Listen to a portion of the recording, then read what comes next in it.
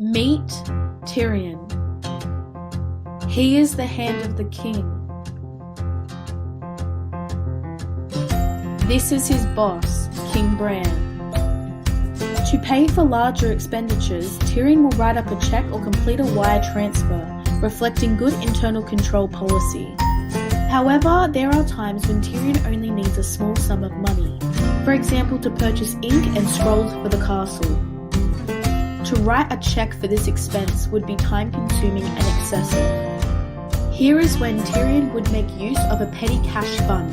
Petty cash is an amount of raw cash kept on hand to pay for minor expenses. The operation of a petty cash fund involves 3 activities.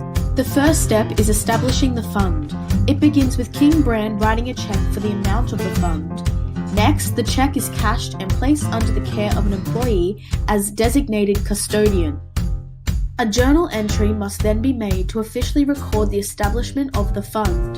As we can see, there will be a debit to the petty cash account and credit to the cash account, thus showing that the only area in the accounting equation affected is assets.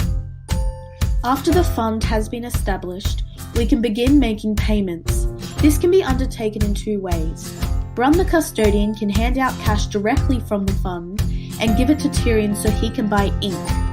Or Tyrion can buy it himself and Bronn can reimburse him for the expense. At this stage, journal entries are not recorded, but Tyrion must keep all receipts for later. At the end of the period, in this case July, the fund needs to be replenished. The remaining cash in the fund is counted and the petty cash replenishment report is made. The report shows that the fund needs $40 to be fully replenished. It also shows that the receipts total $40. As a result, King Bran would cash a check for $40 to replenish the fund. The entry increases the 2 expense accounts related to the expenditure and decreases the cash account for the amount of the check. Because the castle is recording the expenses resulting from the fund use, the entry reduces both assets and equity. Total debit should always equal the amount credited to replenish the fund. However, sometimes there is a discrepancy. This could be due to incorrect change given or missing receipts. In this case, a temporary account called cash over and short is opened. This account can have either a debit or credit balance depending on the situation. This is seen in next month's replenishment report where there is a $5 shortage.